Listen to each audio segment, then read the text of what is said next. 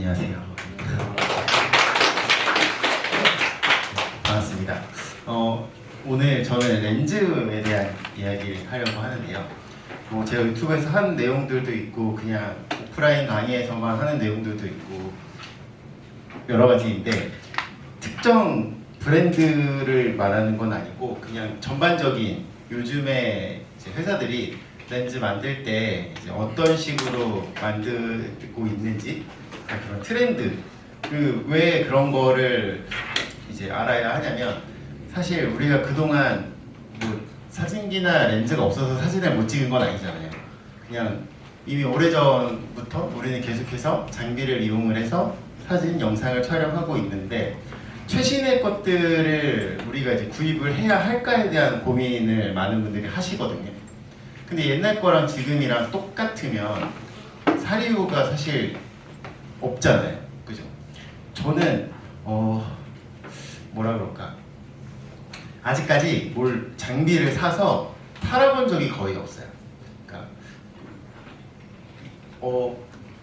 많이 못 팔았던 이유는 뭔가 장비를 처음 샀을 때 제가 처음 이제 대학생 때 장비를 살 때는 정말 힘들게 굶어가면서 애착을 가지고 산 거라 팔 수가 없는 거예요, 이거를. 그래서 정말 가지고 있고, 근데 그때부터 가지고 있던 게 없는 거는 탄 것보다는 이렇게 누군가에게 줬거나 이제 그런 거는 있고, 보통 정말 옛날 거부터 지금 거까지 거의 다 가지고 있거든요.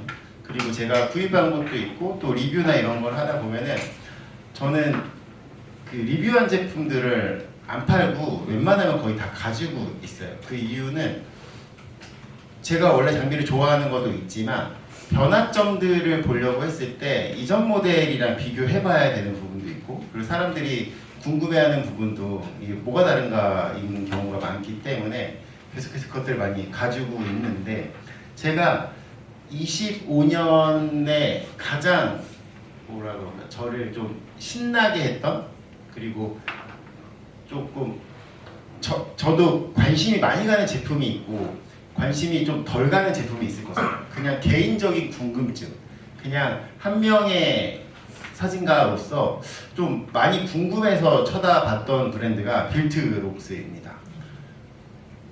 빌트록스라는 브랜드가 여러분이 볼 때 솔직하게 이야기해서 막 엄청 고급스러운 느낌인가요? 아니면 좀 저렴한 느낌인가요? 24년도에 제가 이 질문을 했으면 사람들이 빌트록스를 고급스러운 느낌으로 봤을까요? 아니면 보급형으로 봤을까요? 네. 압도적으로 보급형 제품을 만드는 브랜드라고 사람들이 생각했을 거라는 건데, 25년에 제가 계속 이야기할 때, 처음 이야기할 때는 많은 사람들이 아이 뭘 얼마나 좋아졌다고 그래 라는 이야기를 했지만, 그것들을 써보는 사람들이 점점 늘어갈수록 얘네 좀 다른데 라는 의견들이 점점 많아지고 있다는 거죠. 제 의견이 아니라 그냥 전체적으로 보면은 글로벌적으로 그런 이야기들이 이제 점점 많아져 가고 있다는 거죠. 근데 왜 그렇게 변할 수 있었을까가 결국 이제 렌즈 설계의 방식에서 많이 오는 것 같아요. 자, 빌트록스에는 고급 렌즈가 랩이랑 프로가 있습니다. 밑에가 좀 안 보이네요. 네.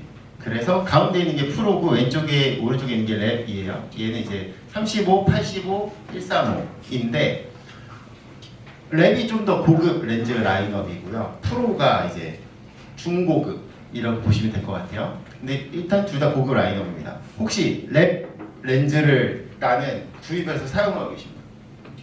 프로 렌즈를 구입해서 사용하고 계십니까? 개인적으로 궁금증은 있으시나요? 네. 그런 이제 궁금증이 볼 때 얘가 도대체 어느 정도까지 이게 성능이 나와줄까에 대한 부분들이 있겠죠. 자, 일단은 회사마다 차이는 있는데 소니 같은 경우는 뭐 사이즈, G 마스터 다 소니에서 고급 렌즈예요. SLR 카메라 쓸 때는 사이즈 렌즈를 고급 렌즈로 했었고, 그러다가 이제 미노타의 G와 두 개를 같이 하다가 이제 미러리스에서 G 마스터라는 걸 만들었죠.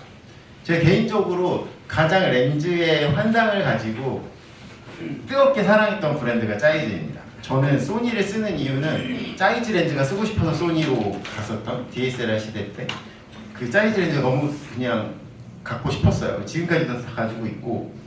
근데 이제 빌트록스에는 에어가 있고요. 여기 빠져있는 에보가 있어요. 에보. 그리고 이 급은 아닌데 저 DF RPW 코팅 들어가 있는 16mm 렌즈가 있어요. 얘는 좀 애매한 라인업인 것 같아요. 그리고 이제 프로하고 랩. 이게 뭐 랩이 G마스터 동급이고 뭐 이런 뜻은 아니고 이렇게 브랜드마다 일단 고급 렌즈의 라인을 가지고 있다는 거죠. 근데 이제 빌트록스 같은 경우는 프로하고 랩이 있는데 이제 랩이 먼저 나왔죠. 135가 나왔어요. 135 처음 나왔을 때 조금 많이 놀랐었어요. 얘네가 이렇게 기술이 급격하게 발전할 수 있을까?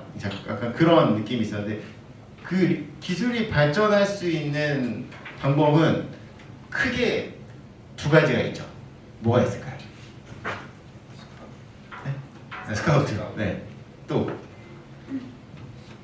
리버스 엔지니어링 이런 거 있잖아요. 그 똑같이 그냥 까갖고 그거 리버스 엔지니어링으로 만드는 거랑 그다음에 이제 뭐 스카우트를 통해서 하는 거. 그래서 막 그런 얘기들이 있었어요.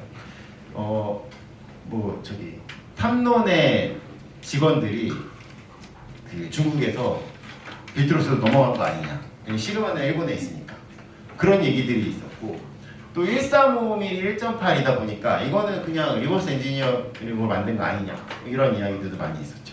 그러다가 이제 뭐 85도 나오고 35도 나오고 막 그런데 어찌됐든 간에 어떻게 발전할지는 모르겠는데 급격하게 발전을 한 부분은 맞다라는 거죠.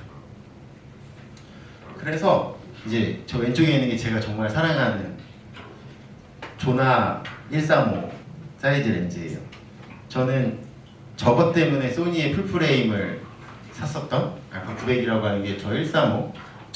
저 렌즈는 엄청난 특징을 가지고 있습니다. AF 렌즈인데요. 모터가 없어요. 모터가 없는 AF 렌즈 써본 적 있으신 분? 알고 계신 거 있으신 분? 모터가 없는 AF 렌즈. 이제 모터가 없어요. AF가 돼요. 그럼 어떻게 될까요? 바디에서 기어 돌려가지고 바디에서 모터가 돌려가지고 렌즈를 왔다 갔다 해요. 그래서 바디에 모터가 있어요. 그래서 저 렌즈는 뭐 라에라는 어댑터가 있어서 미러리스에 꼽으면 라에 5는 되는데 기어가 있는 라에는 되는데 기어가 없는 라에 어댑터에서는 동작을 안 해요. 왜냐면 모터가 없으니까 어댑터라도 돌려줘야 되는데 그런 게 없으니까. 그런데 모터가 없는 렌즈라는 거를 사람들이 잘 모르는 이유는 그런 렌즈가 별로 없었기 때문에 다 렌즈에 모터들이 있었으니까. 근데 저 렌즈가 있었고 이런 135GM 제가 정말 좋아하는 135가 있고 이제 빌트록스 나왔는데 크죠. 그래서 뭐 이런 거 삼양도 있고 하니까 이런 거를 뭐 베이스로 만들지 않았을까라는 그런 생각들을 했는데 일단 어찌됐든 간에 만들었다라는 게 사실은 좀 대단한 거고요. 이건 이제 85mm 85mm 1.8 이건 시루이 이거는 시그마 저건 빌트록스 저거는 소니 인데 다 다르죠. 5개가 다 있으면 여러분 뭘 쓸 것 같아요? 전 5개가 다 있잖아요. 뭘 쓸 것 같아요? 가격 가성비로는 영상 쓰시지 않습니까? 제가 5개가 저한테 다 있단 말이에요. 제가 촬영할 때 바꿔가면서 쓸까요? 쓰는 것만 쓸까요?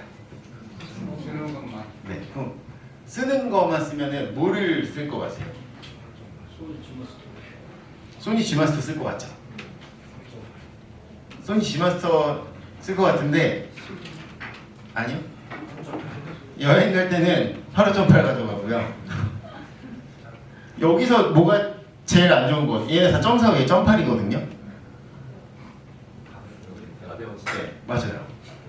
여행 갈 때 85를 가져가는 제가 사실 그 50 이상의 화각은 70200이나 10400을 가져가면 가져갔지 50 이상의 단렌즈를 여행에 안 가져가요.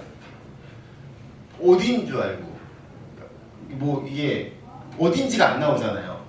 너무 하면 그래서 35나 여행에서 50까지만 쓴단 말이에요. 여행에서 35를 좋아하는데 85를 들고 다니는 게 이제 아기를 키우다 보니까 멀리 뭐 떨어지고 이럴 때 좀 이제 가볍게 써야 될 때 그럴 때 이제 얘를 가져가는 거죠. 당연히 복해나 막 이런 거 생각하면은 85 G마스터를 쓰는 거고요. 근데 여기서 얘네 셋은 나중에 나온 거니까 소니에 85mm 1.4 G마스터가 있고 85mm 1.8 그냥 일반 렌즈가 있어요. 누가 더 좋은 렌즈죠? 둘 중에 하나 가지시라고 하면 뭐 선택하실 거예요? 여기 이거 끝나고 문 앞에 있어서 하나씩 갖고 나가시라고 하면은 솔직해지자고요. 그냥 여기서 나갈 때 기프트를 하나씩 드려. 그러면 1.4 G마스터하고 1.8 렌즈가 있으면 1.8 가져가는 사람 있을 것 같아요? 없을 것 같아요? 그래요? 절대 없을걸요? 다 무거워도 내가 좀 더 고생할게. 다 1.4들 무거워하시지. 근데 살 때, 우리가 장비를 살 때 보면은 행사 뛰시는 분들, 웨딩 이렇게 하시는 분들 보면은 85.8하고 85.4하고 뭐를 더 많이 쓸까요? 압도적이에요. 압도적 점파를 써요. 왜 그럴까요? 맞아요. 첫째는 가벼워서예요. 또 사실 첫째는 가벼워서 둘째가 가벼워서예요. 첫째가 있어요. 첫째. 아니에요. 더 싸요. 뭐든지 장비의 1순위 고민은 다 필요 없고 가격이에요. 제가 해보면 다 가격이에요. 사람들이 장비를 살 때 나에게 필요한 걸 사지 않고요. 가격을 보고 내가 그 가격으로 결정해요. 네. 절대 가격이 제일 중요하고 그 다음 성능을 따지는데 얘가 일단 저렴한데 가볍고 그럼 1.4와 1.8 두 렌즈의 차이를 볼 때 1.4가 1.8보다 뭐가 좋죠? 조리개 값이 좋죠. 그리고 또 뭐가 좋을까요? 복해가 좋아요. 그럼 조리개 값이랑 복해가 모두에게 중요할까요? 아닐까요? 네. 얕은 심도 표현에 유리하고 뭐 그냥 빗망울이나 이런 것도 유리하고 그런데 이 1.8 렌즈가 일단 AF가 빨라요. 그리고요 복해가 아주 많이 찌그러져요. 회오리가 막 돌아요. 행사 뛰시는데 그게 복해가 중요할까요? 그 웨딩 촬영할 때 조리개를 최대 개방을 많이 할까요? 살짝 조일까요? 예전에는 웨딩 촬영을 할 때 개방을 많이 썼어요. 왜 그러냐면 어두우니까 감도를 못 올리니까. 감도를 왜 못 올리죠? 요즘은 왜 올리죠? 독자력이 좋으니까 막 올리죠. SLR 카메라 쓸 때 웨딩 포토들이 ISO 3200을 썼을 것 같아요? 안 썼을 것 같아요? 3200 진짜 정말 큰맘 먹고 모험하는 기분으로 쓰신 분이 있었으면 모를까 1600을 하려고 하지 않았을 거예요. 그 옛날의 웨딩 사진을 보면은 다 편집 앨범이었어요. 왜냐면 심도를 깊게 찍을 수가 없어요.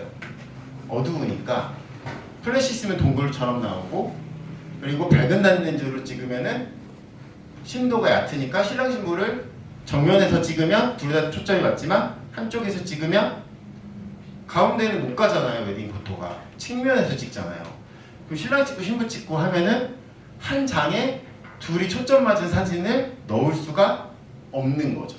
그러니까 그거를 편집으로 각자 찍고 한 페이지에 넣는 식이었는데 요즘의 웨딩은 고감도로 막 쓰고 하니까 편집을 안 해요. 그냥 한 장에 하나예요. 그래서 요즘 포토들이 예전에 비해서 뭐가 쉬워졌을까요? 후작업이 엄청 줄었어요.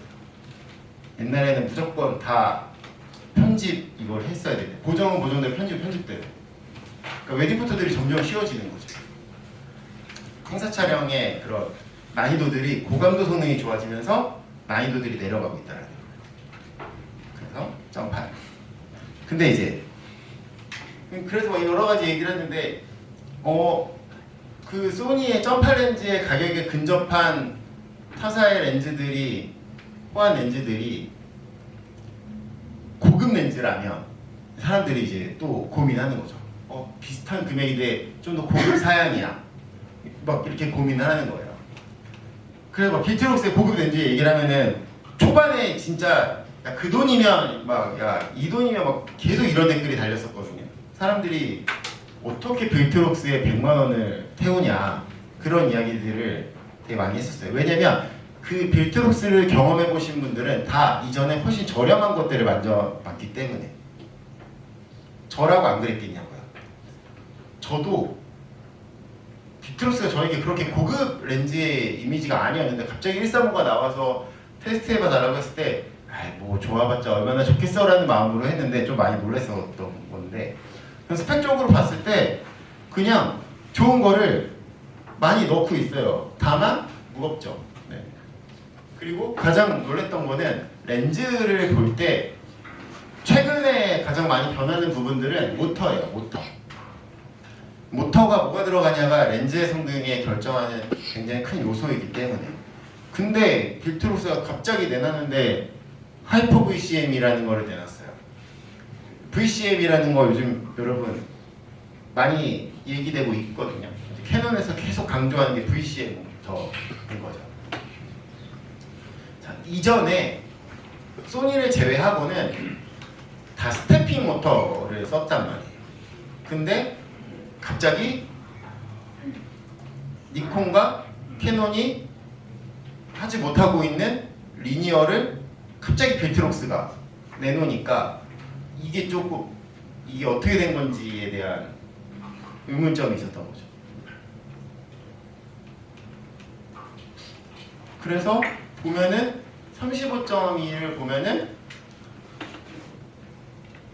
소니는 35.2가 없는데 0.4가 보면은 쿼드리니어가 아니라 듀얼이거든요. 듀얼.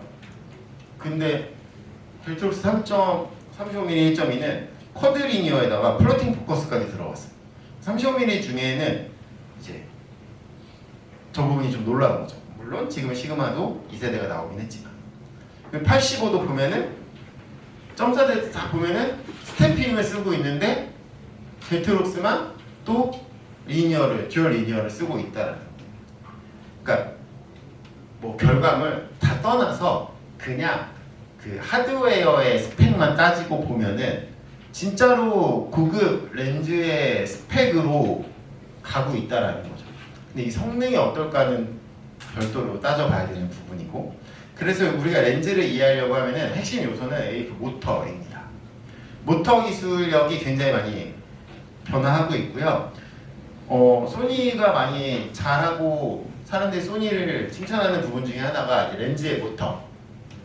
특히 이건 135고 이건 50점이거든요. XD 리니어 모터인데 이게 이제 플로팅 포커스라 그래서 렌즈의 모터가 원래 예전에는 하나로 움직였는데 두 개로 분리돼서 앞뒤로 움직이는 거예요. 두 개가 별도로 움직이는 거예요. 하나가 움직이는 거랑 두 개가 움직이는 거를 보면은 뭐가 더 제어가 어려울까요? 두 개가 당연히 어렵겠죠. 두 개가 어려운데 굳이 두 개를 하는 이유가 뭘까요? 빠르게 하는 것도 목적 중에 하나예요. 정교하게 하는 것도, 왜냐면 세밀하게 왔다 갔다 해야 할 때 또 있어요. 그리고 또 두 개로 했을 때의 장점 중에 하나가 근접 촬영 성능을 좋게 하기가 유리하고요.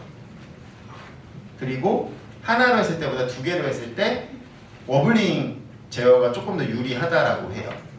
그래서 예전보다 이런 설계들이 적용된 렌즈들이 근접 촬영 성능이 더 좋아지면서 화질도 더 좋게 할 수 있는 거죠.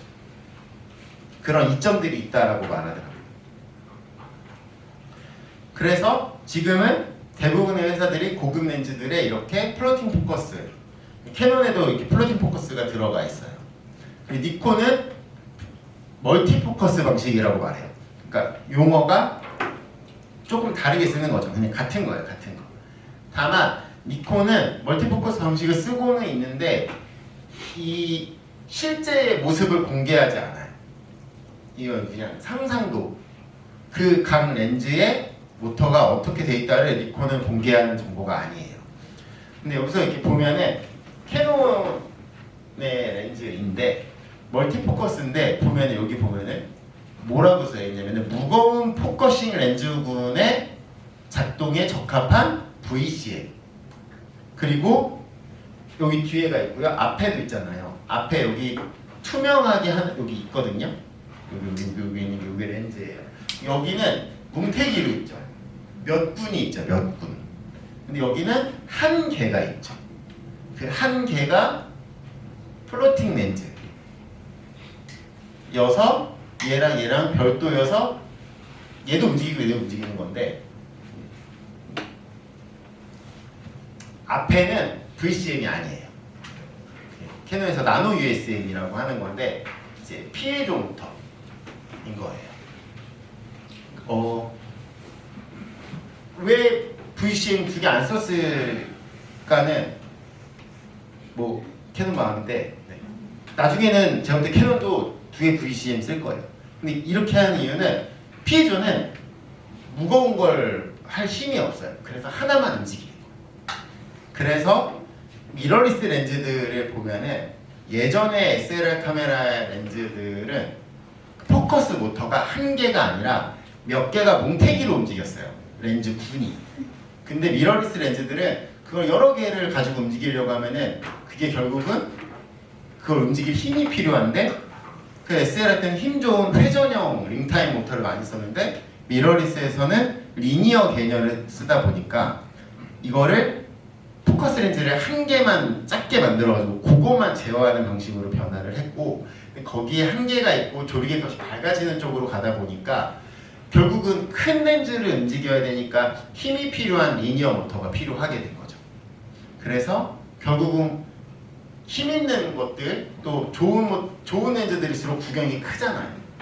그건 결국 더 많은 힘을 필요로 하니까 중요한 부분에는 다 이렇게 플로팅 방식을 쓰고 있고 리니어 모터를 쓰고 있습니다. 니콘 같은 경우도 막 비싼 거 장망원 렌즈들 있잖아요. 걔네들에만 들어간 게 실키 스위프트 모터가 걔네들의 힘이 필요하니까.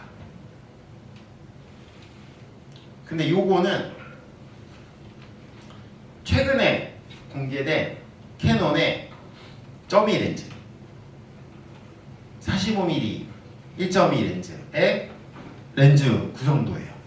여기에 보면은 뭐라고 되어 있냐면은 기어 타입의 스태핑 모터를 사용을 했습니다. 캐논의 이 자료거든요.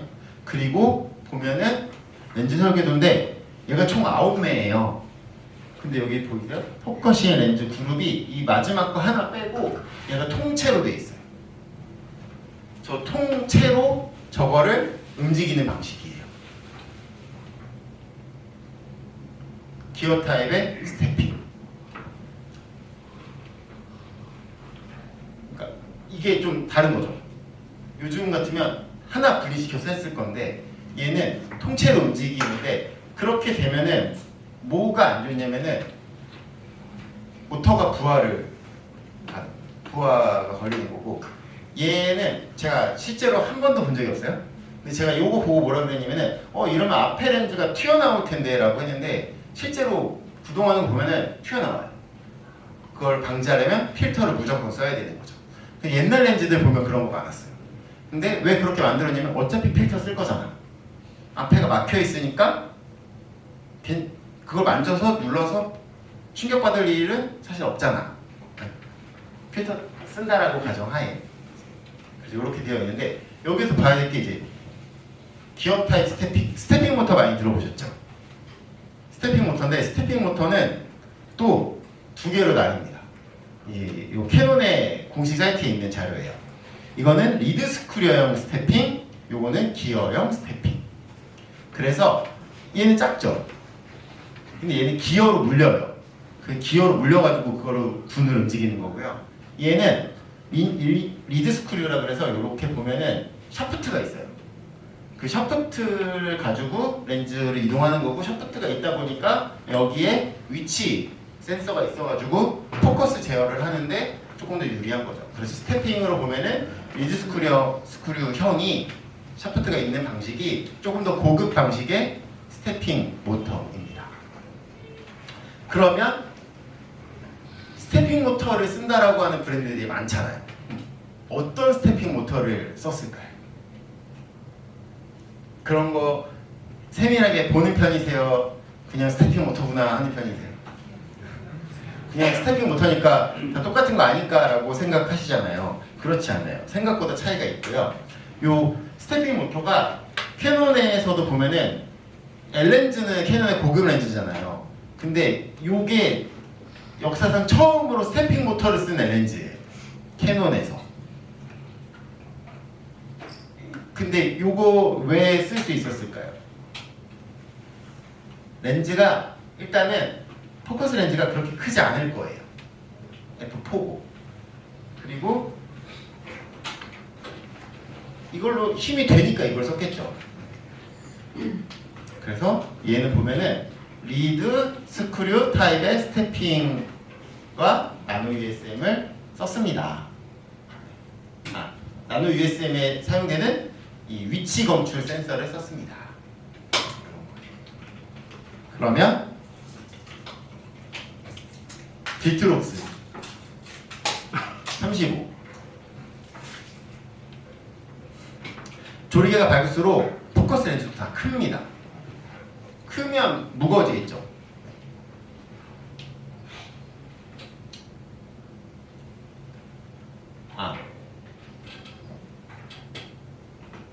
유리잖아요.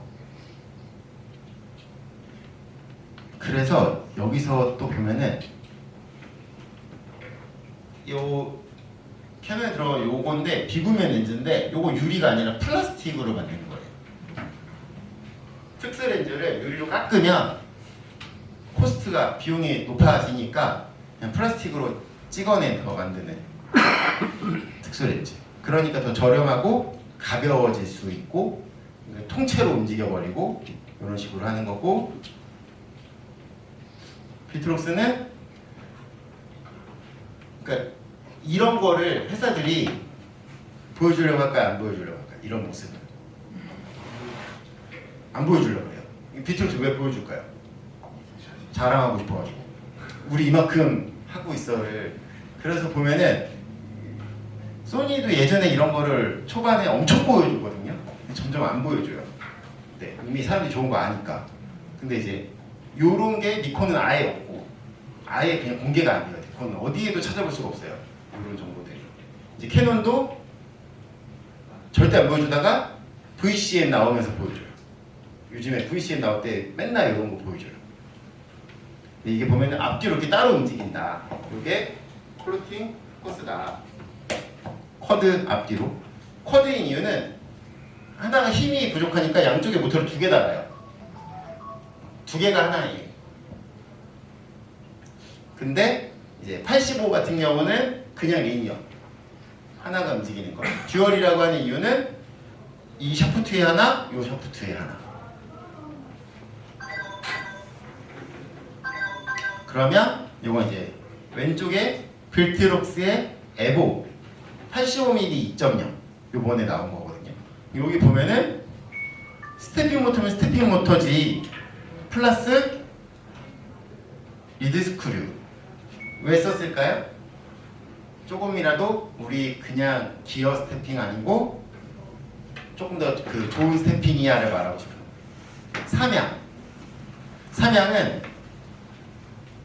삼양 리니어 스태핑 모터라고 해요. 리니어 스태핑. 리니어 모터 느낌의 스태핑 모터. 사람들이 얼핏 보면 리니어 모터 생각할까요? 스태핑 모터 생각할까요? 스태핑 모터를 생각 안 하고 리니어야? 약간 이렇게 하는데 결국은 리드 스크류 방식. 이렇게 샤프트가 있고 거기서 리니어하게 움직인다고 해서 리니어 스태핑. 같은 말. 네. 그런 말이 있었죠. 미러리스로 와서는 이제 감성이 없어졌다.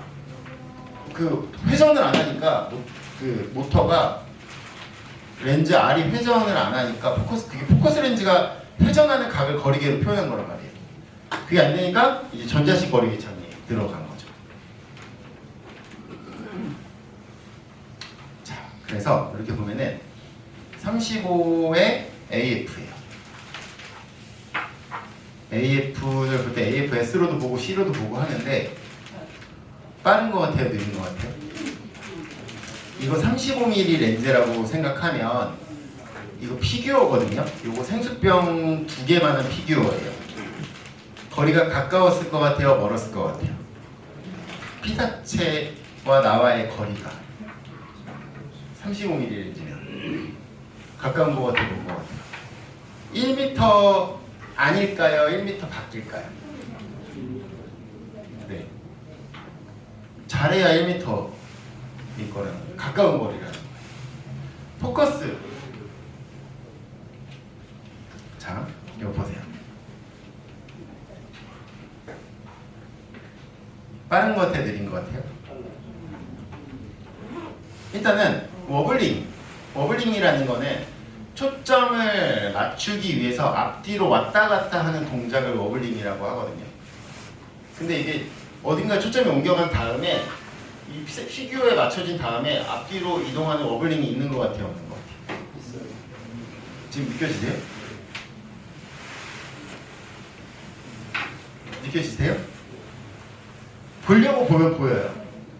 그러니까 뒤에서 앞으로 팍 당기긴 하는데 당긴 다음에 진짜 아주 미세하게 하거든요. 카메라에서는 안 보일 것 같아요. 그러니까 그거를 막 눈에 막 불을 켜고 막 이렇게 보려고 보면은 나는 워블링만 찾을 거야라고 보면은 그거를 찍은 다음에 제가 이 속도로 보면 아마 잘 안 보이실 거고 그거를 이렇게 녹화를 딴 다음에 그 프레임을 느리게 재생해서 보면은 미세한 거가 보려고 보면은 볼 수는 있을 거예요. 근데 예전의 렌즈들의 워블링은 그냥 말하지 않아도 명확하게 징징징징 이걸 했는데 확실히 그런 게 적다라는 거예요. 이게 카메라가 좋아야 되는 것도 있지만 렌즈도 좋아야 한다는 거죠. 저희 아들 촬영하는 분은 135예요.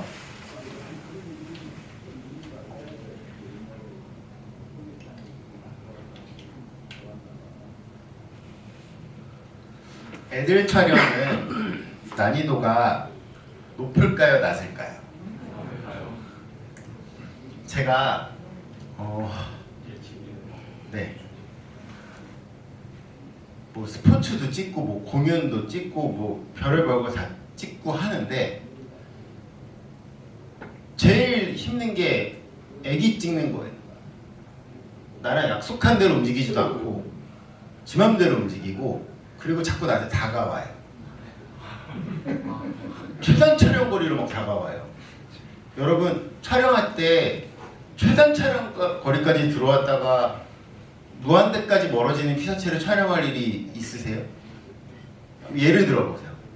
그런 촬영이 뭐가 있을 것 같아요? 진짜 내가 가진 렌즈의 최단 촬영 거리까지 들어왔다가 멀어질 때는 또 한없이 멀어지는 10m 이상으로 멀어지는 그거를 자주 반복하는 촬영. 뭐가 있을 것 같아요? 오, 강아지 있을 수 있어요. 네? 기차? 에어쇼가 최단 촬영까지 들어오면은 우리가 살아있지 못하는 것 같은데. 네. 그래도 최단 촬영 거리가 1m인데 비행기는 멀잖아요. 네. 이게 사람들이 그런 분이 계세요. 제가 저희 애들 찍을 때 제일 좋은 거를 찍거든요.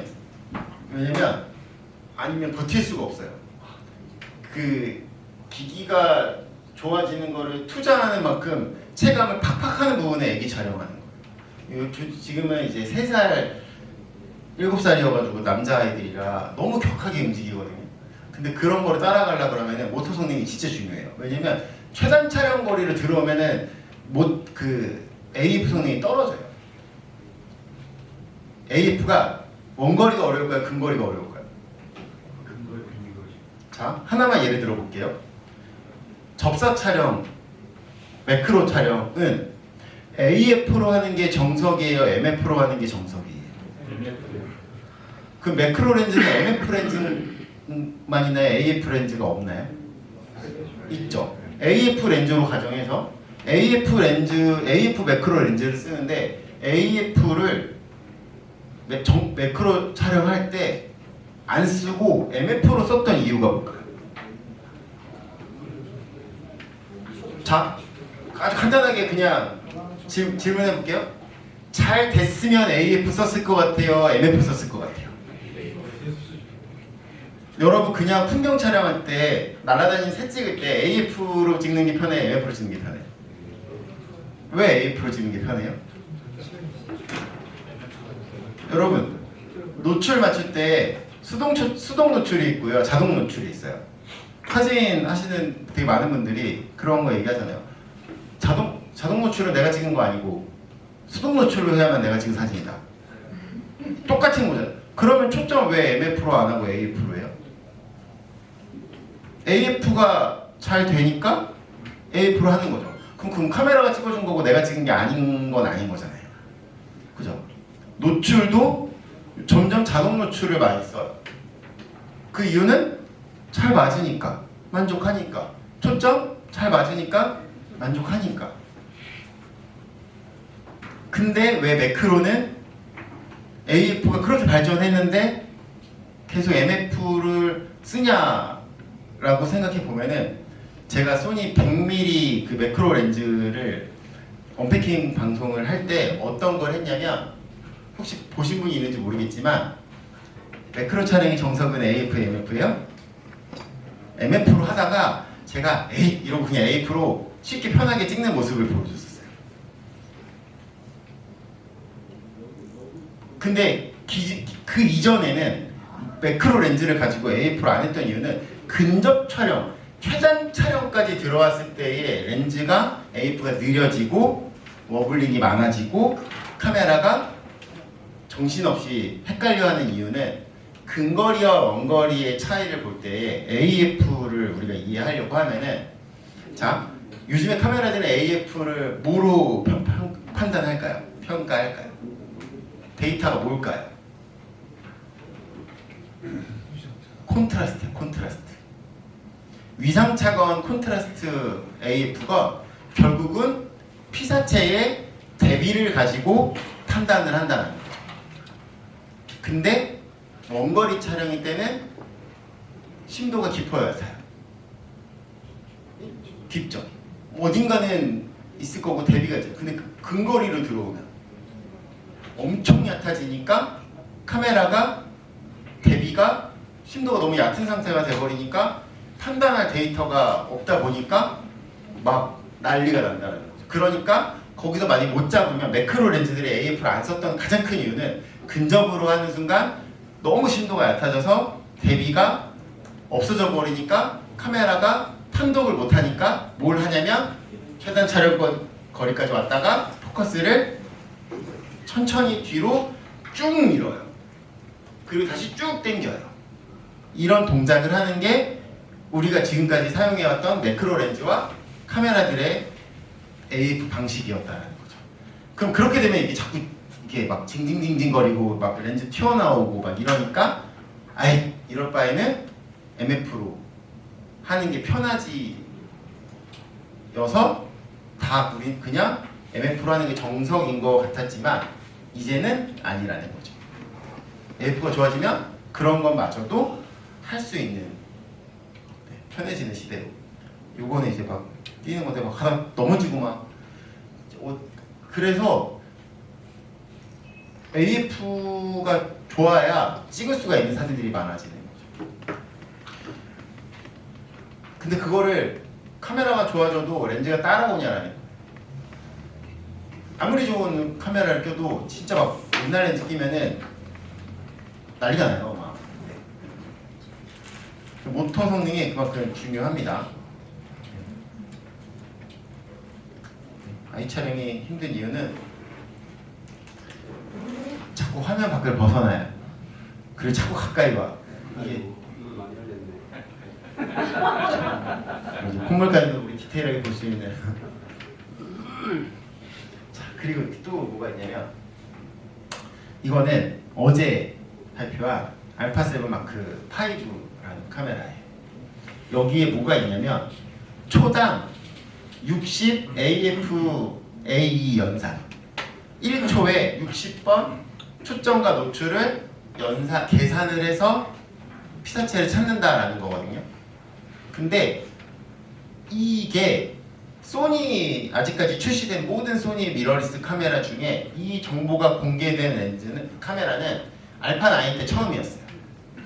이전까지는 다 모든 브랜드가 다 똑같았어. 우리는 연속 촬영 중에도 초점과 노출을 계속해서 연산합니다.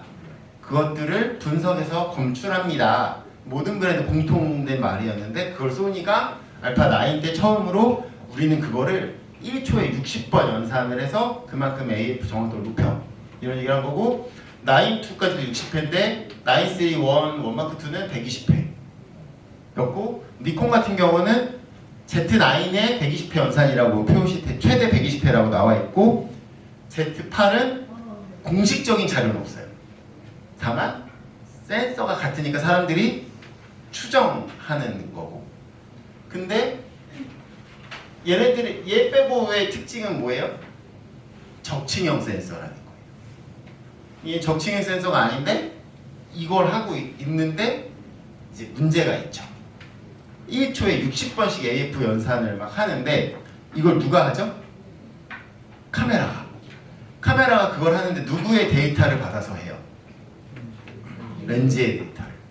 그 렌즈가 그걸 제대로 못 주면 네. 제가 8개월 전에 올린 영상이 있어요. 제가 막 이것저것 다 해보다 보니까 이게 잘 안 되는 상황들이 발생하는 거예요. 특정 브랜드와 렌즈이긴 한데 이게 뭐라 그럴까?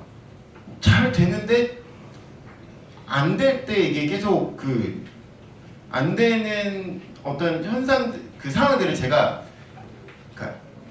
계속 경험하게 되는 거죠. 쓰다 보니까. 근데 그것들을 이제 가지고 계속해서 하다 보니까 어떤 게 있냐면 소니의 카메라들 보면 AF의 알고리즘이 그런 동작하는 방식들이 다른데 리버스 엔지니어링으로 만든 렌즈들 같은 경우는 그 AF 알고리즘들이 옛날 거인 거죠. 그래서 옛날 바디 끼면 아주 잘 돼요. 네. 저는 소니의 미러스 알파7, 7-2, 7-3를 지금도 가지고 있거든요. 안 써도 뭐 가끔 확인하거나 이런 거 하려고. 그래서 보면은 제가 문제가 있는 그 렌즈들을 예전 바디에 끼면 다 잘 돼요.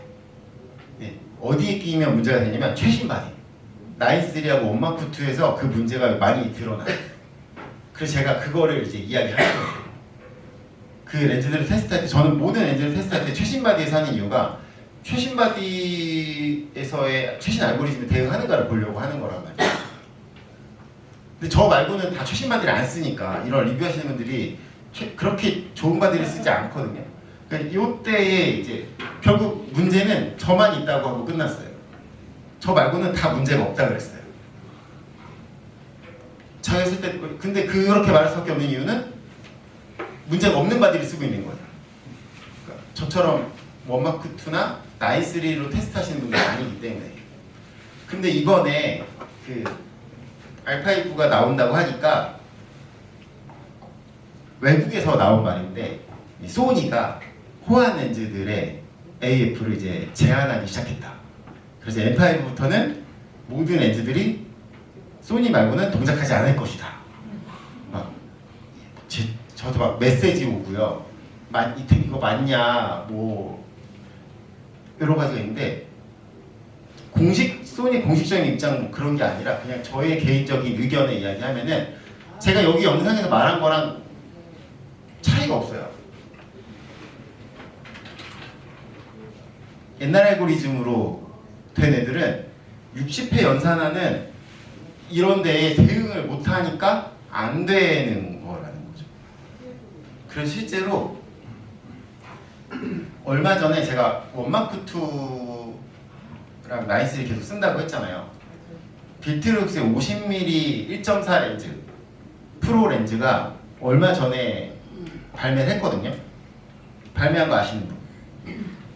제가 원래 그 발매 전에 제품을 받았어요. 테스트하고 리뷰를 올려야 돼요. 그래서 원래 KPP 사전 예약에 맞춰서 올리기로 했었어요. 이제 못 올렸어요. 왜 못 올렸을까요? AF가 잘 안 되는 거예요. 왜? 소니의 이 AF 그 알파마크2가 펌업을 하다 보니까 바뀐 거예요. 그래서 오마크2에서 9-3에서 얘가 제대로 이 동작을 안 하는 거예요. 그래서 얘기를 했죠. 문제가 좀 있는 것 같다. 근데 빌트룩스가 잘하는 게 뭐냐면 미친듯이 펌웨어 업데이트를 계속 내놔요. 그래서 계속 잘 안 돼갖고 못 썼는데 저번 주에 보니까 펌업이 나왔더라고요. 그래서 해보니까 지금 잘 돼요. 네. 제가 M5에서 테스트한 건 아니고 M5도 그래서 뭐 M5에 다 물려봤겠죠? 네. 말을 안 하고 있을 뿐 다 해봤겠죠 제가. 그래서 M5라고 제약이나 이런 게 있는 건 아니고, 근데 그런 문제가 있는 거는 사람들이 이런 바디를 써본 경험이 없어요. 실제로 갖고 있는 사람이 너무 소수예요.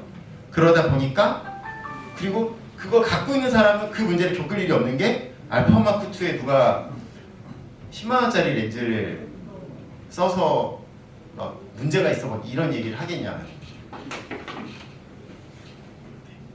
그래서 빌트룩스가 잘하고 있는 건 이런 펌웨어를 제공하고 있고 계속해서 그런 펌웨어 업데이트를 하고 있다는 거. 빌트룩스가 공식적으로 소니와 라이센스를 해서 만들지는 않는 것 같아요. 그런 정보가 어디에도 없거든요. 시그마 탐론 삼양 같은 경우는 공식적으로 이야기해요. 우리는 소니랑 라이센스 해서 만들고 있다라고. 실제로 소니는 그런 그 라이센스를 판매하고 있는 걸로 알고 있고. 그리고 또 이제 렌즈에서 소리가 나면 돼야 안 돼요? 카메라에서 소리가 나면 돼야 안 돼요? 자, 정말 끊이지 않고 나오는 질문.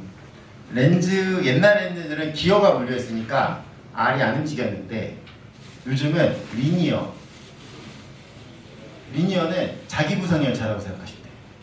전기가 인가되지 않으면 어떻게 돼요? 흔들면 움직이는 거예요. 이렇게 하면 당연히 움직이니까 충격도 받겠죠.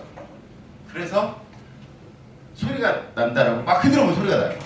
그래서 흔들어서 소리가 나면은 내가 좋은 렌즈를 쓰고 있다는 뜻이에요. 네. 안 흔들면 나도 언젠가는 흔들었을 때 소리가 나는 렌즈를 써야겠다라고 생각해요. 고장 안 나나요? 네? 이 질문이 바로 따라와요. 날까요, 안 날까요? 자, 렌즈를 가지고 죽어라고 막 계속 흔들면 고장이 날까요, 안 날까요? 내려고 흔들면 낼 수 있겠죠. 그런 상황에 계속 있냐를 따져봐야죠. 예를 들면 막 치고 던지잖아요. 그거를 그래서 메고 타잖아요. 매우 빼야지. 네.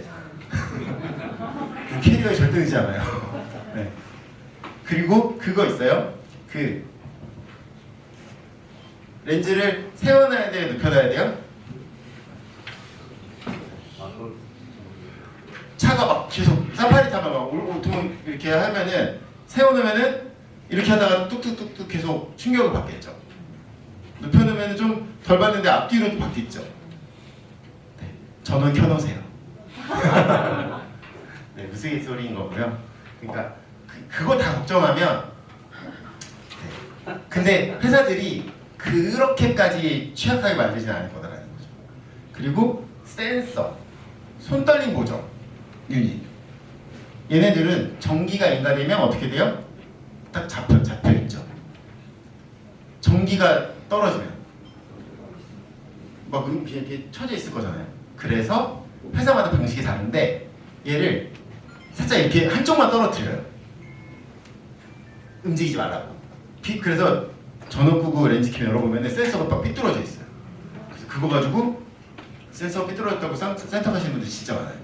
불량품이다. 그런 것들도 되게 많아요. 그러니까 이게 결국은 흔들림을 잡으려고 공중에 떠 있다 보니까 전원이 인가되지 않았을 때에, 근데 우리가 빼서 보면 항상 전원이 인가되어 있지 않잖아요. 껴서는 볼 길이 없고. 계속 발전소가 되게 무섭습니다. AF 막 이런 거는 또 그 저렇게 발전했기 때문에 갈수록 근접 차량 성능이 좋아진다.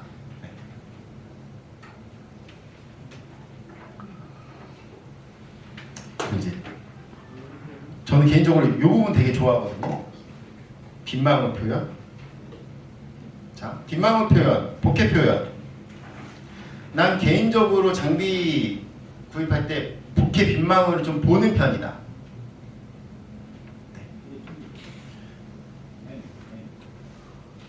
이 빌트록스의 공식 샘플이에요. 제 거 아니고. 빌트록스가 뭘 보여주고 싶었던 것 같아요. 우리는 딱 보면 뭘 보죠? 아, 모델이 역시 외국인 모델이 예뻐. 아, 나도 저 모델 찍고 싶다. 나도 저 모델 찍으면 잘 찍을 수 있을 텐데. 이런 건데 이제 저거는 철저하게 빗망울 보여주려고, 이건 완벽하게 의도된 빗망울의 위치예요.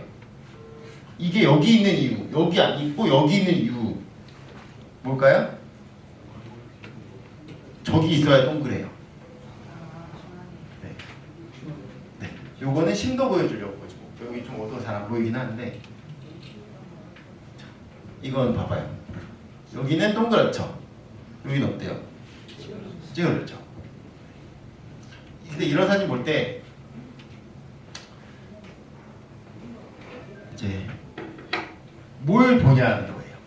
사실 딱 보면 제일 먼저 보이는 게 뭐냐라는 거예요. 예를 들어서 가려져 있어. 딱 나왔어요. 그때 이제 시선이 보통 어디로 가세요? 아, 오, 외국인 모델 오, 디테일, 수차 이런 데도 가는데, 걔가 막 이런데 이렇게 주변으로 가서 찌그러진 데로 가면은 이제 돈이 많이 드는 취향인 거예요. 이거 이제 근접 촬영 성능에서 수차 없는 거. 자, 요런 거. 이 두 장을 볼 때에 보면은 어떤 차이가 있어요?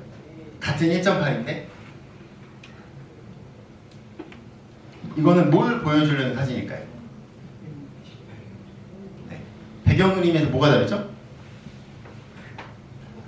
네, 4K가 이게 지금 점팔이잖아요.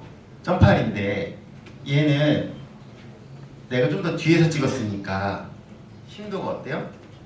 좀 더 깊고, 그러다 보니까 이 창란의 크기가, 이 4K 크기가 더 작게, 얘보다 작게 보여지니까 찌그러지는 게 더 보이는 거고, 얘는 심도가 얕으니까 그게 좀 덜 보이는 거. 그래서 야간이잖아요. 이때에 왼쪽처럼 이 사진을 왼쪽 아까 앞에 사진처럼 이렇게 이거는 보통 무릎, 이거는 이제 상반신 그룹인 거고 완전 빡샷인 거죠. 이거는 니샷이잖아요. 왼쪽을 니샷으로 찍었으면은 보케가 어떻게 됐을까요? 크기가 작아지면서 찌그러진 게 더 잘 보였을까요? 안 보였을까요? 더 잘 보였겠죠. 그러면 여기는 왜 그렇게 하지 않았을까요?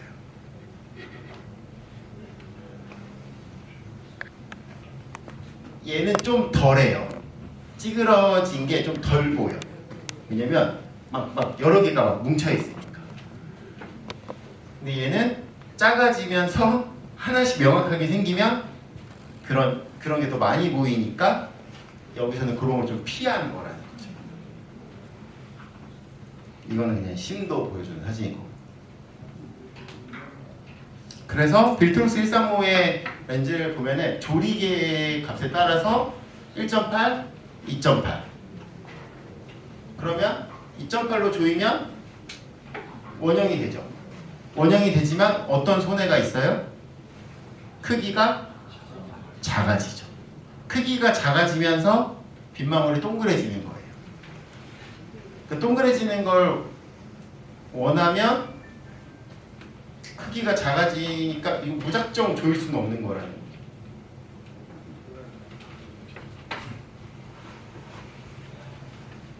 자, 이거는 빌트록스하고 손인데 1.8, 2.5거든요. 둘 차이 별로 없어요. 그냥 최단 촬영과는 비슷하게 찍은 건데 그냥 거의 비슷한 보케의 사이즈는 그냥 거의 비슷한 느낌이에요. 찍어보면. 요거는 시그마의 135mm 1.4 렌즈가 나왔어요. 1.4 렌즈를 1.8로 한 이유는 두 개의 차이가 느껴지세요? 빗망울의 밝기 똑같아요. 이 조명 때문에 밝기 다르게 보이는 거고요. 네, 둘 다 같은 노출이에요. 네네. 요 끝에 모양과 여기 모양을 보면은 네. 복해 이 빗망울의 모양이 달라요.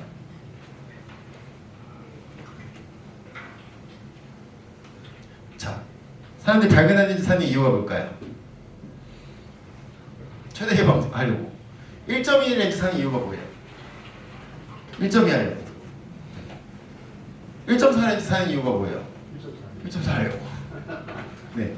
F4 렌즈 쓰다가 2.8 쓰는 렌즈 사는 이유가 뭐예요? 2.8 쓰려고 하잖아요. 그게 가장 큰 이유잖아요. 네. 근데 최대 개방만 쓰냐 그건 아니라는 거죠. 최대 개방만 써야 되는 건 아니라는 거죠. 근데 많은 분들이 최대 개방만 써요. 밝은 단렌즈일수록 최대 개방과 조였을 때의 빗망울의 모양이 바뀌어요. 요즘 렌즈들이 특히 그래요. 요거는 이제 135, 1.4인데 이거는 조금 조인다고 빗망울이 동그래지는 게 드러날까요? 안 나요. 왼쪽은 조금 날라면 날 수 있겠죠. 1.4여도 어차피 너무 얕은 심도로 티가 안 나요. 그러니까 막 이렇게 지우개처럼 지워지는 느낌의 사진들.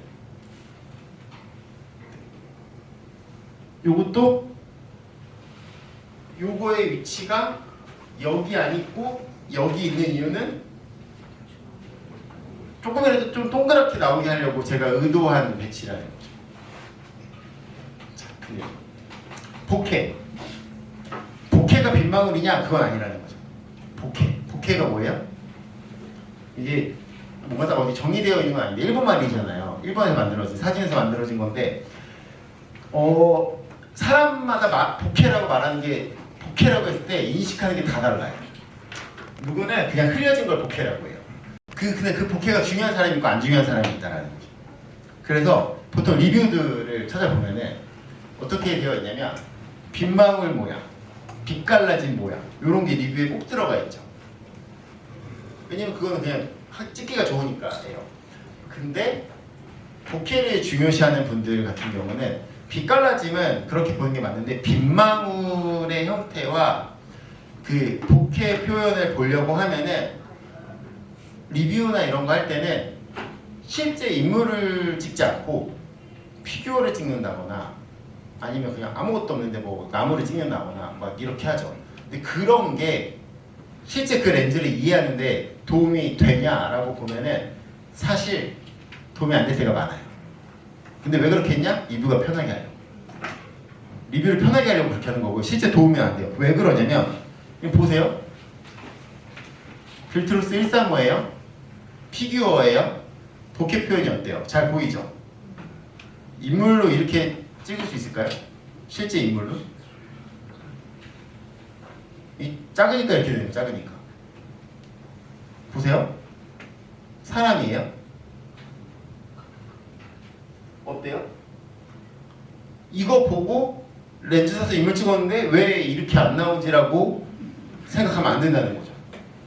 이거는 그냥 리뷰를 위한 테스트인 거고 실제는 이렇다라는 거죠.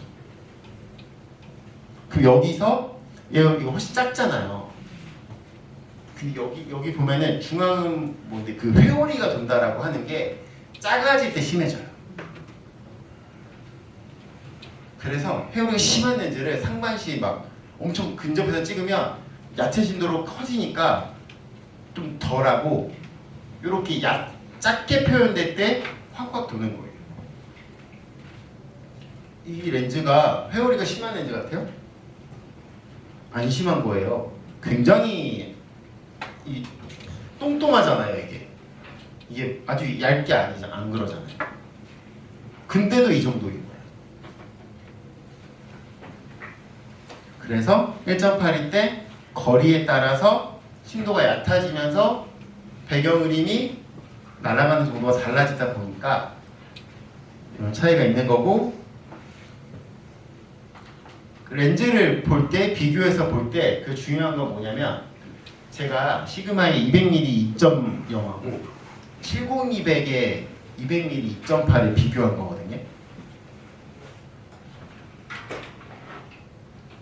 얘는 2.0과 2.8이죠. 그죠? 제가 더 얕은 심도죠. 그쵸? 얕은 심도, 사진 안 보고 수치만 봐도 얘가 2.0이고 얘 2.8인데 제가 더 얕은 수치예요. 70200들은 대부분의 회사들이 다 상반신 찍어보면은 이렇게 돌아요. 이거 약간 도는 거 느껴지세요? 예. 도는 게 나쁘다는 게 아니에요. 취향에 따라 달라요. 도는 게 사람 한정으로 찍을 때는 가운데에 집중되는 느낌이 있으니까 그걸 좋아하는 취향도 분명히 존재하는 거고 그걸 안 좋아하는 취향도 존재하는 거예요. 자, 근데 이게 진짜 중요한 거죠. 200mm 2.0 렌즈를 2.0, 2.8, 이건 70200에 2.8 같은 상황이에요. 그럼 쟤는 심도가 얕은 거고 얘는 2.8이면 심도는 둘이 같죠. 심도가 같은데 결과물의 느낌이 어때요? 이건 좀 도는 거 느껴지세요? 얘는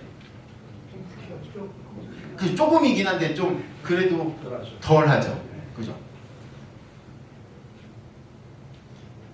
그러니까 렌즈의 기술력이 뭐가 높냐라고 물어보면 안 찌그러지는 게 기술력이 더 좋은 거예요. 높은 거예요. 더 힘든 난이도예요. 비용이 더 많이 들어가는 기술이에요. 근데 이 두 개의 차이는 분명히 있는데 여기서 그냥 사람들에게 이거 다 가리고 이거랑 어떤 느낌 좋아하냐고 사진 찍는 사람들 말고 일반인들에게 물어보면은 한쪽으로 갈릴 것 같아요? 나뉠 것 같아요? 극명하게 나뉘어요. 그러니까 이게 기술적으로 뛰어나고 뭐 이런 거 다 떠나서 취향이 너무 달라요. 네. 저는 개인적으로 회오리를 좀 안 좋아하는 취향이에요. 네. 그래서 저는 이쪽을 더 좋아한다는 거죠. 근데 회오리를 좋아하는 사람이 있잖아요. 회오리를 좋아하는 사람 입장에서는 굳이 70200이 있는데 저런 렌즈를 왜 사라고 생각할 수 있는 거죠. 그러니까 렌즈를 볼 때에 근데 렌즈 비교해서 이런 거 보여주는 비교 본 적 있으세요? 이렇게 실제 인물 렌즈를 인물로 찍어서 이런 궁금증이 있지 않으세요? 여러분 그런 거 70200과 2470이 있어요. 둘 다 2.8이에요. 2470의 2.8과 2470의 70mm 2.8과 70200의 70mm 2.8의 결과물은 같을까요? 다를까요? 달라요. 명확하게 달라요. 그걸 비교해서 보여주는 콘텐츠를 본 적이 있으세요? 없을걸요? 아 누구도 안 보여줘요. 네. 전 해봤을까 안 해봤을까요? 저는 별의별 테스트를 많이 해요. 근데 얘기하는 것도 있고 안 하는 것도 있고 그런데 자, 이게 중요한 게 뭐냐면 그러니까 제가 이 200mm 2.0과 135mm 1.4 시그마 렌즈 두 개를 국내에서 리뷰 올린 사람 저밖에 없거든요. 하나씩은 있어도. 근데 제가 두 개를 해서 리뷰를 올렸었는데 그 평가가 어떠냐면은 제가 이런 내용을 한참 얘기했단 말이에요. 근데 어떤 분은 뭐 어떤 평가냐면 쓸데없는 얘기만 하고 있다고. 왜 그러냐면 복회가 안 중요한 사람이 있어요. 저희 200mm 2.0을 사는 이유가 오직셔속인 이유가 있어요. 예를 들어서 공연, 스포츠 이런 데서는요 복회가 나올까요 안 나올까요? 안 나와. 근데 왜 2.0이 필요할까요? 어두워. 어두워서 뭐가 필요해요? 서속 확보가 안 되니까 밝은 조리가 필요한 거예요. 그래서 그런 분 입장에서는 아이고 시끄러워. 뭐라는 거야. 2.0이면 되지. 밝으면 되는 거 아니야? 화질만 보여주면 되는 거 아니야? 이거라는 거죠. 사람이 이런 게 너무 달라요. 그래서 내가 렌즈를 사는 이유가 뭔가를 따져봐야 돼요. 나에게 필요한 게 뭔가? 나에게 맞는 게 뭔가? 그런 거를 따지고 봐야지 일로 하기 위해서 그냥 나는 밝은 게 필요해. 그러면 그냥 그 이유를 사는 거고 그게 아니고 내가 취미의 영역이고 뭔가를 할 때에 렌즈를 고민한다라고 하면은 이런 게 좋은 거죠. 자, 이거 복회가 어때요? 회오리 있죠? 회오리만 보이세요? 회오리에 또 뭐가 있어요? 네, 그 찌그러졌잖아요. 자, 요쪽을 여기를 보세요. 요걸 기억하세요.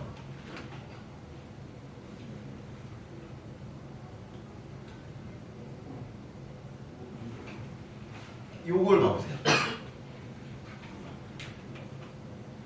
여기서 이 빗망울의 형태를 여기다 그리라고 하면 그릴 수 있어요?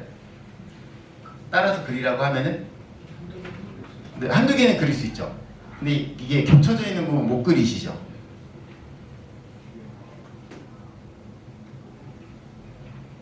이건 어때요? 네. 이게 뭘까요? 수차예요. 수차예요, 수차. 수차가 생기다 보니까 훌라후프처럼 띠가 생기다 보니까 수차가 있을수록 얕은 심도로 날아가는 부분임에도 불구하고 이게 명확하게 생기는 거예요.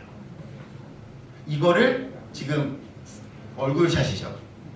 이거 니샷 찍으면 어떻게 될 것 같아요? 회오리가 어떻게 될 것 같아요?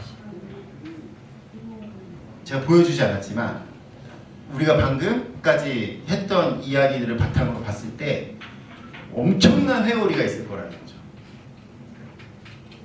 그래서 막 옛날 렌즈들 보면 막 붓터치 렌즈, 뭐 무슨 막 회오리 막 이런 거 엄청 뭐가 많은데 결국은 뭐냐면 그런 것들이 예전에는 과학적 성능이 많이 떨어지다 보니까 그런 개성 있는 렌즈들이 많이 나왔었어요. 근데 요즘은 그런 재미가 없는 이유는 다들 수차도 많이 없고 최대한 안 찌그러지게 하고 하다 보니까 예전만큼의 재미는 덜 한 거죠. 이 느낌이 보세요. 이런 느낌, 이런 느낌.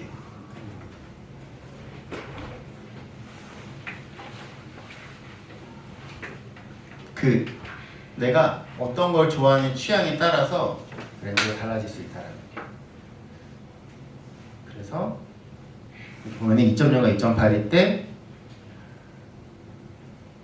빗망울의 모양과 크기 자체와 이런 게 변한다.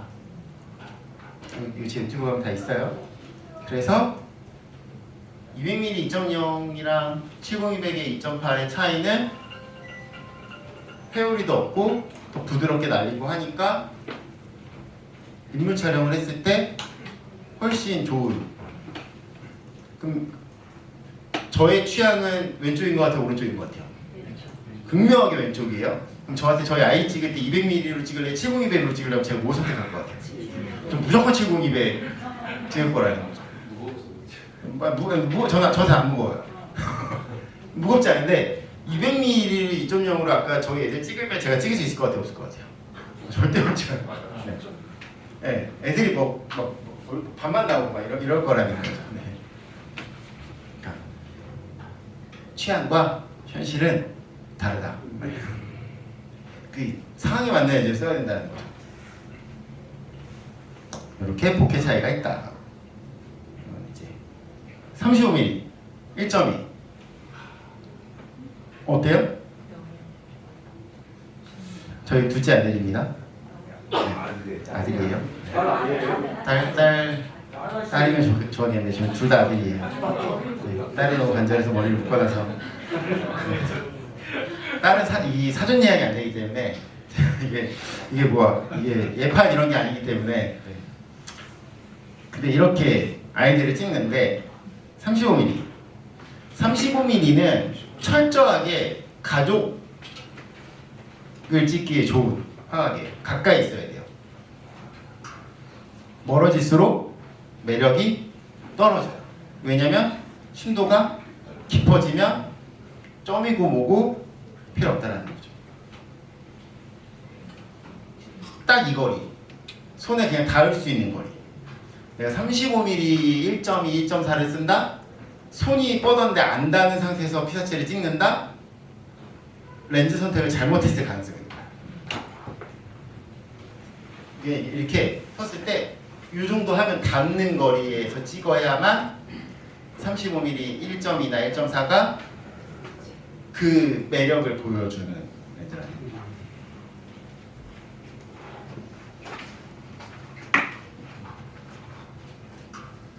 그리고 그래야 그래 여행 찍을 때 여행 갈 때 제가 35.4를 이제 많이 썼었거든요.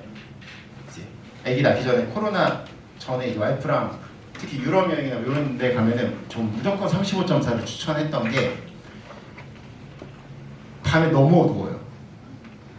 너무 어두우니까 이제 밝아야 돼요. 2.8 찍을 수가 없어요 밤에. 그래서 0.4가 필요한 거고 30mm가 필요한 이유는 어딘지 티내야 되니까. 네.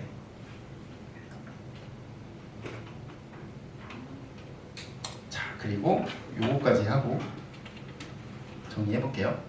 코팅과 렌즈 코팅, 플레어, 수차. 자, 아까 잠깐 말했는데 16mm f1.8은 DF인데 RBW 코팅이라는 게 있어요. 빌트록스에 RBW 코팅이 있어요. 16mm 1.8 렌즈는 여러분 그냥 딱 봐도 못 찍으라고 만든 렌즈 같아요. 맞아요. 천체, 별 찍을 때는 코팅이 중요하죠. 야경 같은 거 이런 거 찍을 때 이거 작광도 들어오고 막 하니까. 그래서 여기에는 이게 들어가 있는데 랩이랑 프로에는 이게 안 들어가 있어요. 코팅이 들어가면은 비용이 어떻게 될까요? 높아지겠죠. 근데 코팅이 들어가면 뭐가 좋아질까요? 플레어 이런 억제력이 좋아지겠죠. 좋은 코팅을 하면 할수록. 플레어 테스트 보면은 플레어도 옛날 플레어는 막 엄청 크게 막 부채꼴처럼 생기고 막 이랬거든요. 근데 요즘은 좀 플레어가 훨씬 예전보다 적은데 그래도 있죠. 그럼 플레어 있는 거 좋아하세요? 안 좋아하세요? 안 좋아하세요? 네. 자, 할레이션이라는 용어를 들어본 적 있으시죠? 렌즈에 빛이 들어와서 뽀얗게 번지는 거. 네. 이게 뭘 이용한 거예요? 플레어 억제력이 너무 좋아지다 보니까 요즘에 할레이션을 할 수가 없어요, 렌즈들이.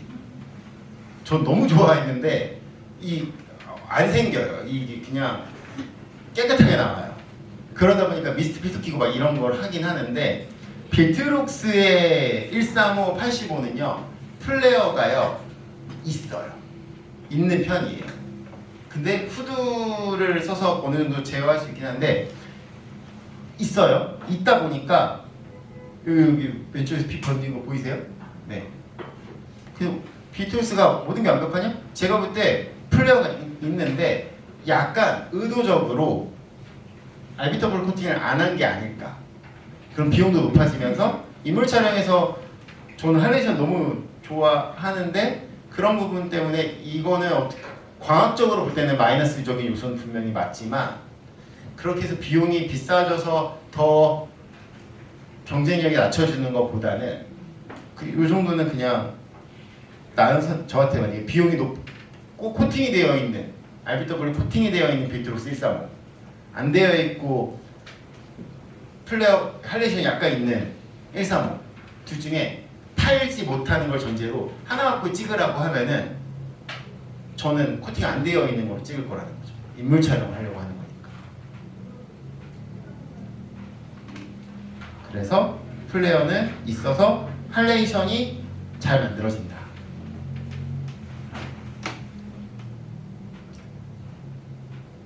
네, 요거 이제 근데 그런 거죠.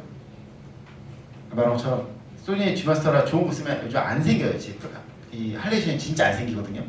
하고 싶어도 못 해요. 그런데 미스트 필터 써야지. 그러니까 나는 미스트 필터 비용을 아끼고 싶으면 플레어가 많은 렌즈를 사는 것도 근데 막 비싼 거 샀는데 그게 하고 싶으면 미스트 필터 쓰는 것도 방법이고 수차가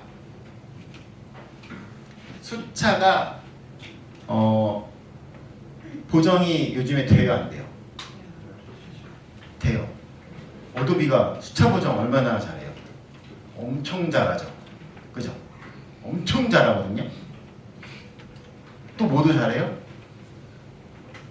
고감도 노이즈 리덕션 어도비가 엄청 잘하죠. 솔직히 여러분 그 노이즈 줄여주는 거 만족하세요? 안 만족하세요? 엄청 만족하지 않으세요? 어도비가 한 거 중에 잘한 거와 못한 거가 있을 거잖아요. 사람들이 그 노이즈 리덕션을 많이 쓸 것 같아요? 안 쓸 것 같아요? 엄청 많이 쓰죠. 그죠? 그러니까 사람들이 막 그래픽카드 비싼 거 막 쓰죠. 비싼 거 써야 빨리 되니까. 근데 여러분 어도비가 했던 거 중에 그 흔들린 사진 교정해 주는 거 존재를 아시는 분? 들어는 맞는데 쓰는 게 사람이 맞는 것 같아요? 안 쓰는 사람이 맞는 것 같아요? 네. 왜 안 쓸까요? 효과가 별로여서 안 써요. 그냥 다시 찍고 말지. 잘 찍은 걸로 하지. 이런 거죠. 자, 수차는 제가 말했잖아요. 수차는 보정이 잘 되는 요소예요, 아니에요? 자, 이거 인물 사진이에요. 수차 보여요? 보이세요? 이 사진에서 수차 보이세요? 여기서 딱 수차가 네. 이렇게 보면 있어요. 여기도 살짝 녹색이 있고요. 여기도 녹색이 있어요. 수차가 있어요. 이 정도는 어도비로 쉽게 된다고요. 네. 여기도 보면은 있어요. 이런 거는 쉽게 돼요. 근데 이게 수차가 엄청 심한 렌즈가 잘 아닌 것 같아요. 네. 이런 렌즈로 찍은 사진들을 봤을 때 수차가 있는데 이 렌즈로 아웃포커싱 했을 때 원형 복회가 나왔을 때 거기에 띠가 생길 만큼의 수차인 것 같아요? 아닌 것 같아요? 아니죠. 그래서 얘는 이 정도는 어도비나 이런 도움을 받으면 커버가 돼요.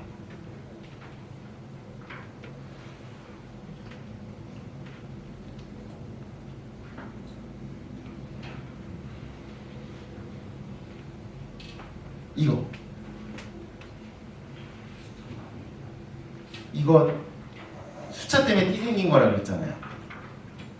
그쵸? 이거 될까요? 안 될까요? 이거 수차 보정 넣으면은 될까요? 안 돼요. 수차 보정은 이런 데 돼요. 이런 데. 이런 경계선. 그래서 수차가 많은 렌즈 그냥 어도비로 완벽하게 되는 거 아니야? 그게 복회 쪽이면 그걸로 인하여 이게 또렷하게 경계가 생긴 거기 때문에 여기 보면은 녹색인데 여기 진한 녹색이 있잖아요. 이게 진한 있잖아요. 이거는 안 된다고요. 그거를 수차 보정을 해서 이게 뭉개져서 이렇게 되지 않는다고요. 사람은 서울로 가면 그러면 내가 어떻게 판단을 해야 하냐면 수차가 되는 부분도 있지만 명확하게 그게 복귀에 너무 심할 정도로 많은 렌즈는 이런 데서는 안 된다는 거죠. 나는 오케이 이런 빗망울이 많이 있는 거 찍지 않아. 그냥 뭐 제품 같은 거만 초점이 맞은 데만 수차만 잘 없어지면 돼요. 그럴 때는 쓸 수 있는 거죠. 그래서 내가 렌즈를 구입하고 선택하고 할 때는 이런 부분들, 앞서 말씀드린 것처럼 모터에 대한 부분, 나는 정말 근접 촬영에서 AF를 많이 할 것 같아. 그럼 모터 성능이 좋을수록 당연히 유리해요. 그래서 아이 촬영, 반려동물 촬영, 반려동물은 진짜 가깝잖아요. 그러면 진짜 그 모터 성능에 따라서 건질 수 있는 사진의 양이 달라진다는 거죠. 반려동물 가까이 갔다 확 멀어지고 막 이런 거를 빨리 따라가고 싶으시면은 그만큼 모터가 좋은 거 쓰시는 게 좋고요.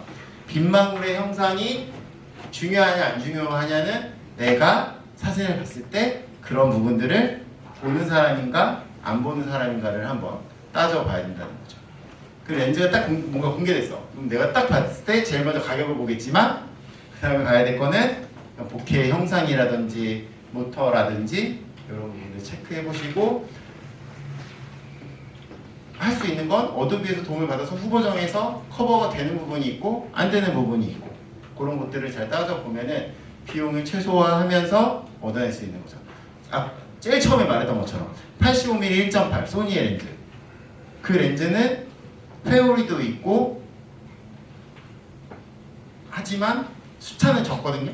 회오리는 있지만 사람이 선택하는 이유는 웨딩 하시는 분들은 어차피 신랑 신부가 역시 G마스터로 찍어서 빗방울이 동그랗네요 감사합니다 이런 얘기를 하지 않아. 신부는 자기 얼굴만 봐요. 정부의 모양을 보지 않아. 그런 게 있기 때문에 그래서 억울하시는 분들은 85.8을 저렴하고 복회가 제일 중요하지 않고 또 신도 생각하면 어차피 한 1.2로 찍으면 어차피 찌그러지는 것도 덜하고 이런 거니까. 그래서 렌즈 선택은 잘 따져서 보고 하시면 될 것 같고요. 빌트록스 얘기를 많이 했는데 그만큼 빌트록스가 잘하고 있는 부분들이 분명히 존재하는 거고 아이러니하게도 여기는 KPP의 오늘 브랜드 대전이잖아요. 그럼 빌트록스만 있나요? TTRT산도 있잖아요. TTRT산은 빌트록스랑 비교하면 굉장히 부족해요. 그래서 아까 말한 것처럼 AF나 이런 부분들도 다르단 말이에요. 회사마다 다 달라요.